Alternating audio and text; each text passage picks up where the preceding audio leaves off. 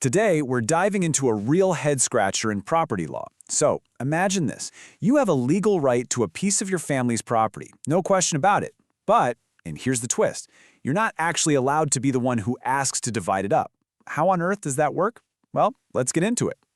So that brings us right to the core of it, the big question for today. How can you legally have a stake in something, but have zero power to actually claim your piece? I mean, it sounds like a total contradiction, doesn't it?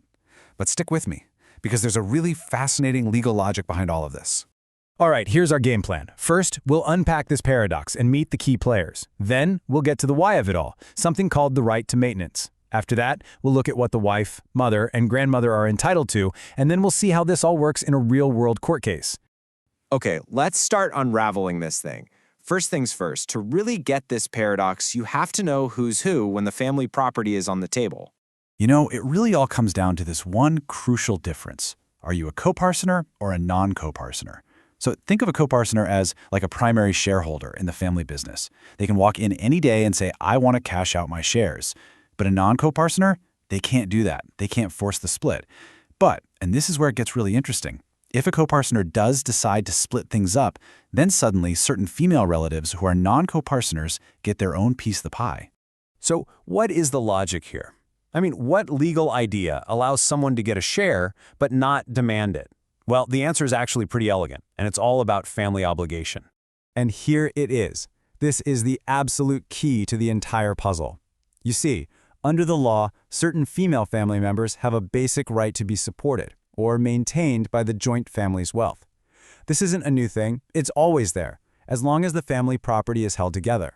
So when they get a share during a partition, it's not a new right being created out of the blue. Nope. It's just the next logical step for a right they already had. Let's try an analogy. Imagine the family property is a big reservoir of water. The right to maintenance is like having a tap connected to that reservoir for your needs. But the moment a partition happens, that reservoir gets split into separate, individual buckets. Your tap can't be connected to a dozen different buckets, right? So the law says your right crystallizes. It turns from this general claim for support into a solid, measurable amount of water in your very own bucket. So who are these women we're talking about? Let's get specific, and we'll start with the wife. What happens when her husband and their sons decide to split the property? The law gives the wife some really strong protections here. For starters, she gets a share equal to a son's. That puts her on the same level.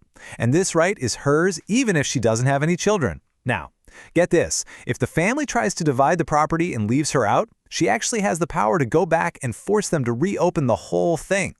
The only thing to keep in mind is that any stridhan, that's property given to her personally by her husband's side, gets subtracted from her share, just to keep the final distribution fair. Okay, let's move on to the next generation. What about a mother when her sons decide it's time to divide the family assets among themselves?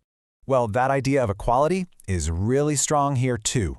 When sons split the property, their mother is entitled to a share equal to what each of them gets. And this right is pretty broad. It even includes a stepmother, whether she has children or not. The law basically recognizes her role and makes sure her right to support also turns into a full equal share. And finally, let's talk about the matriarch of the family, the paternal grandmother. Her right to a share is a little more specific. It all depends on exactly who is part of the partition. Okay, so her right really kicks in during two key situations, and they both involve her grandsons. Scenario 1, the partition is between one of her living sons and the sons of another son who has passed away. In that case, she gets a share that's equal to a grandson. Scenario 2, all of her sons are gone, and the property is just being divided up between her grandsons. Same deal. She gets a share equal to each grandson. In both cases, the law is basically stepping in to make sure she's not left high and dry. So we've talked about all the rules in the theory, but what does this look like in an actual courtroom? Well, the case of Ramdan versus Bala is the perfect example to see these principles in action. So let's meet the family. The whole thing starts with a partition between an uncle, let's call him B, and his nephew, CS. Now, the nephew's father has already passed away, but there are two other key people here, the grandmother to both of them and the nephew's own mother.